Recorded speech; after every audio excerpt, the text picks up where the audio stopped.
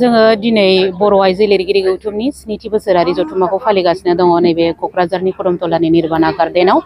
बेवहाय जोङो मैया जोंहा 22 एक्चुअली जोंना बर' आइजो लिरगिरि गौथुमनि गायसनथाइ साना 22 मार्च आरो बे 22 मार्च मैया जों मोनाबिलियाव केक हानाय ओमफ्राय खन्थाइ आवरायनाय बायदि हाबाफारि लानानै जोङो बेखौ जब-जबै फालिदों।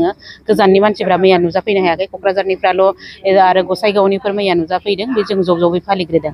बिनि उनाव जों दिनै फुंनिफ्रायनो फिरफिला बिरहोनाय, बिनि उनाव गेवलां मेल फालिबाय।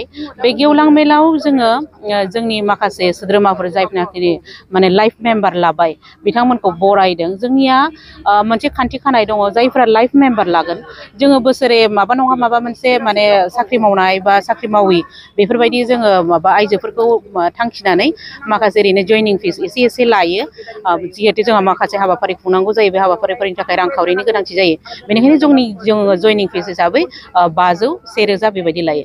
नाथाय लाइफ मेम्बारनि थाखाय जोंहा माने 11,000 होनांगौ जायो आरो बे 11,000खौ होयोब्लाथाय बियो माने जोबजासे माने होनांला आरो जेबो फिस होनांला आरो। दा बे 11,000खौ होनानै जों माखासे सोद्रोमाफ्रा दिनै लाइफ मेम्बार जादों बिथांमोनखौ बरायदों। बेजों लोगोसेनो जों बे गेवलां मेलनि गेजेरजोंनो थांनाय साहित्य एकाडेमि बान्था मोनगिरि, रावस्लायनायाव साहित्य एकाडेमि बान्था मोननाय उत्तरा बैसुमुतियारि बिथां आरो बर' थुनलाइ आफादनिफ्राय रांसार बान्था मोननो हानाय सहायसुलि ब्रह्म बिथांमोना जोंनिनो मेम्बार, जिहेतु बिथांमोनखौबो जोङो बरायदों। दा बिनि उनाव जोंहा खन्थाइ जथुम जाबावगोन, खन्थाइ आवरायगोन, सोरबा सुंद' सल' फरायगोन, सोरबा मेथाइ रोजाबगोन। बेबायदिनो माने गोबां जायफोरा जि गोसो बे हाबाफारिखौ माने थुनलाइनि गुबुन गुबुन हाबाफारिफोरखौ जोङो लाबोगासिनो दङ।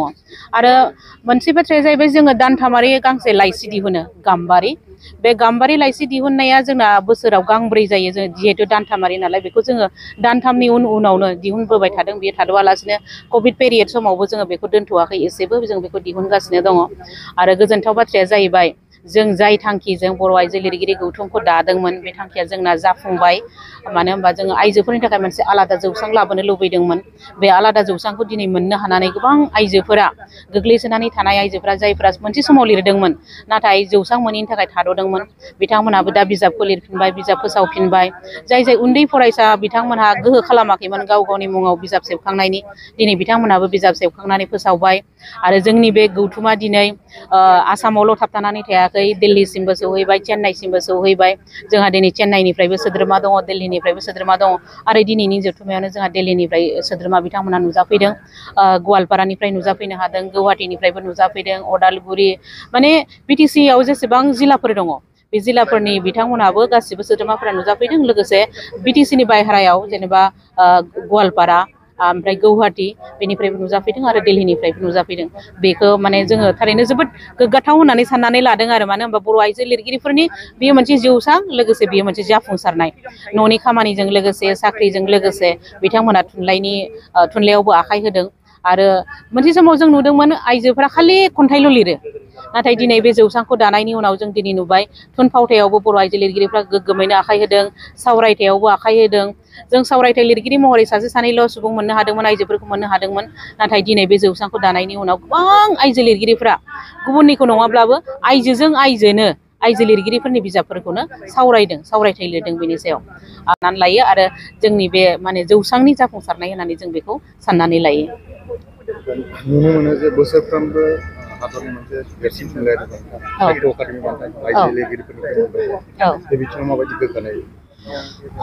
बेयो थारैनो आइजोफोरनि थाखाय जोबोद माने गोग्गाथाव बाथ्रा। माने बोसोरफ्रोमबो माबा नङा माबा मोनसे केटेगरियाव बर' आइजो लिरगिरिफ्रा बे बान्थाखौ मोनबोनो हादों। मालाबा रावस्लायनायाव, मालाबा गथ'सा थुनलाइयाव, मालाबा लाइमोनाव, मालाबा गुबैयाव। दिनै बर' आइजो लिरगिरिफ्राबो साहित्य एकाडेमि बान्था मोननायाव उन जानानै थायाखै। दिनै मा होनो डक्टर रिता बर', अनजुलि बसुमतारी बिथांमोना मैनआव, गुबैयाव मा होनो साहित्य एकाडेमि बान्थाखौ मोननो हादों। रावस्लायनाय आयदायाव प्रफेसर इन्दिरा बर', धनस्री स्वर्गियारी आरो नै दा उत्तरा बैसुमुतियारी बिथाङाबो मोननो हाबाय। लाइमोनाव थिग बेबायदिनो जयश्री बर', सान्थि बसुमतारी, माइनावस्रि दैमारि, सेल्फ मेड रानि बर', ओमफ्राय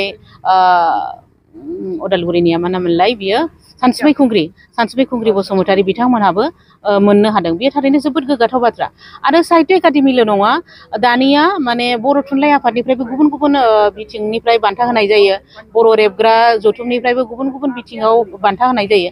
बे बान्थाफोरखौबो बर' आइजो लिरगिरिफोरा मोननो हागासिनो दङ। थारैनो बेखौ जोङो माने बुंनांगोन आरो बर' आइजो लिरगिरिफोरा माने लिरनायाव जोबोद मोजाङैनो आखाइ दङ आरो बे आखाइ थानायनि थाखायनो दिनै बेफोर बान्थाफोरखौबो बुथुमनानै लानो हादों।